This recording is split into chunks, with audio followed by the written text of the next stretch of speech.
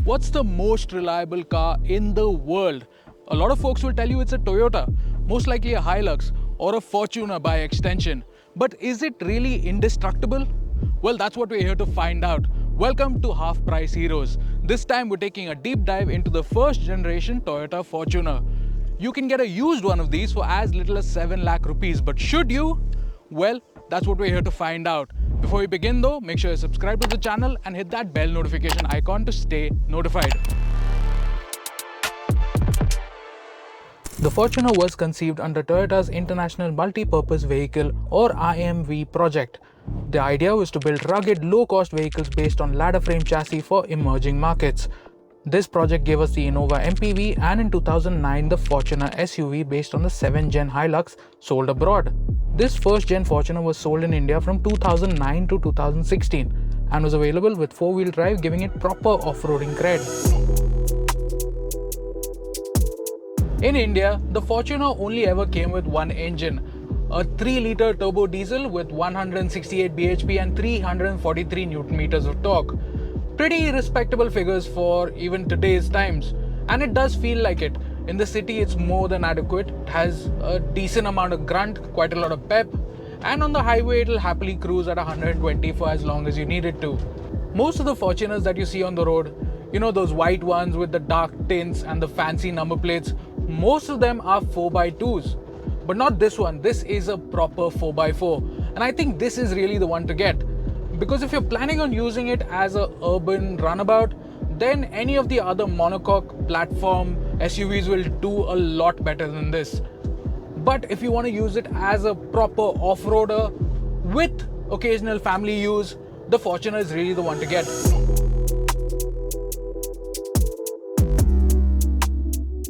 The ride quality on the Fortuner is not very sophisticated. It is a ladder frame after all. And although Toyota gave the Fortuner coiled springs compared to the Hilux's leaf springs, it still isn't really perfect. It does absorb all the bumps and all pretty well, but at the same time it is pretty bouncy. But I think I could get used to that, especially considering the amount of off-road ability that it has. It does feel sort of indestructible when you're taking it on the rough stuff. It's this feeling of indestructibility that helps Toyota sell thousands of Fortuners. So how do you pick the right one?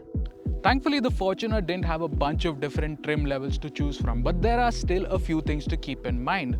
From launch in 2009 till 2011, there was just one variant, a full-time 4x4 with a 5-speed manual. Then in 2011, the Fortuner got a facelift.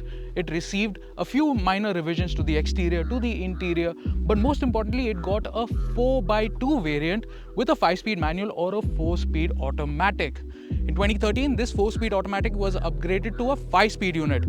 Much better unit in my opinion. And then finally, in 2015, the 4x4 got a 5-speed automatic. This is the rarest variant of them all, available for just 2 years, 2015 and 2016. It also has an all-black interior. So in my opinion, if your budget allows it, this is the variant to look for. But if it doesn't, a 4x4 manual post-facelift car is the one to get. Now that you've picked the one that works best for you, it's time to start the hunt.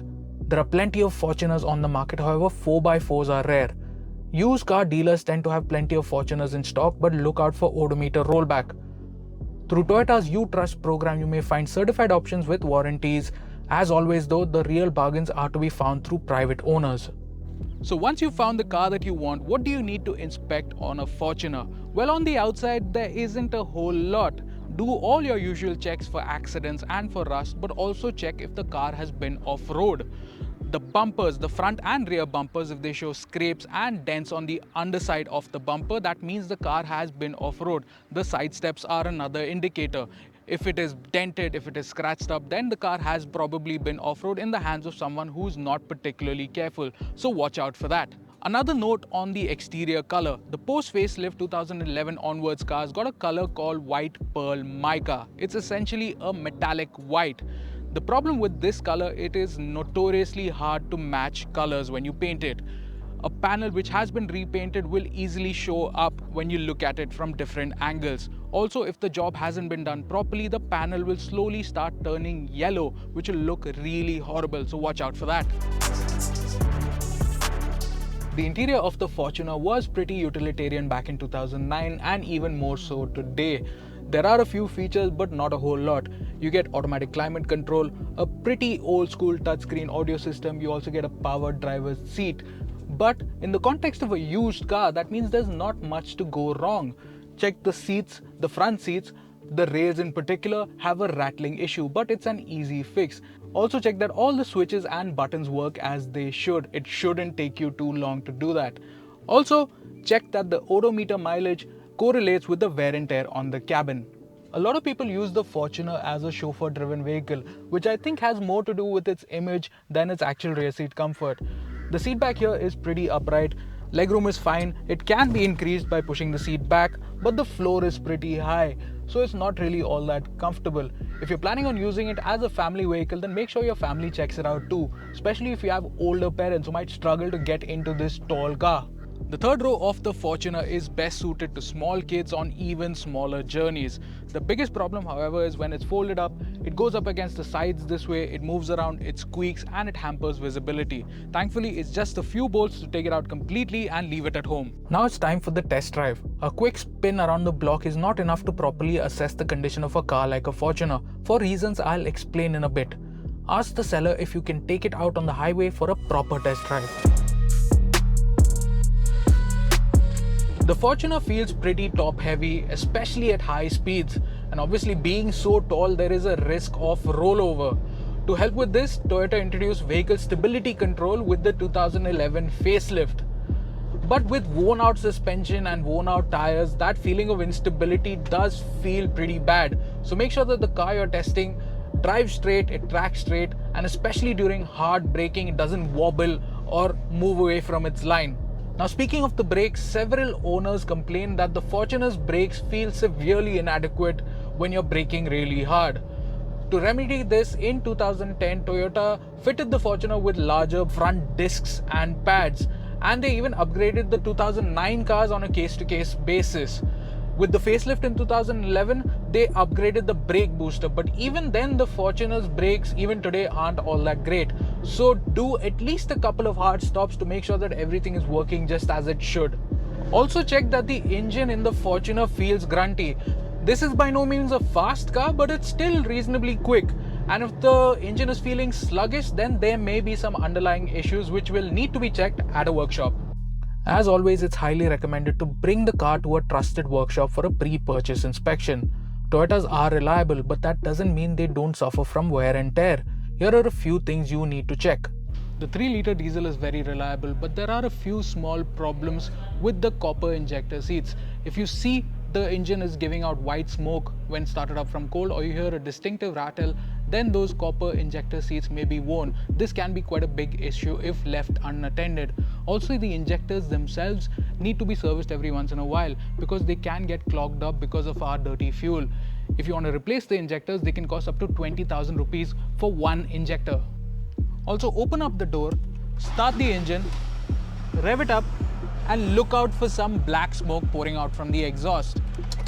Now, black smoke typically indicates that there's more fuel going into the engine than air. That can be something as simple as a clogged air filter, easy enough to check from under the bonnet, but it can be something more serious like the EGR valve, which is clogged, needs to be cleaned regularly, and also a worn turbocharger, which can be quite expensive to replace. All of these issues will also cause a loss of performance, increased fuel consumption, and rough running in addition to the smoke, so they shouldn't be hard to spot. If you have access to a lift, then lift up the Fortuner and take a good look underneath. Now with a 4x4 vehicle like this, there's a good chance that it has been off-road. So try and put it up on a lift and check the underbody for damage. Also, this is a good time to take a look at all the suspension components. Take a look at the shock absorbers, the springs, all the bushes and everything for wear, and check if anything is leaking. Also, look at the differential, the transmission, the transfer case, and make sure everything is on order. And finally, check that the low range transfer case is working properly.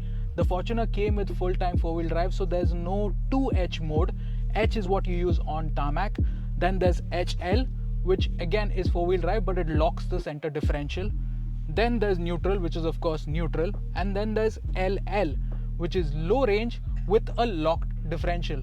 Make sure you check that the car moves forward and backwards in all of these modes, but be careful in low because torque is multiplied and it might accelerate much faster than you anticipate. Service intervals for the Fortuner are just 5,000 kilometers, so make sure the previous owner stuck to that. Also keep in mind that the engine uses a timing belt that requires replacement every 1,50,000 kilometers.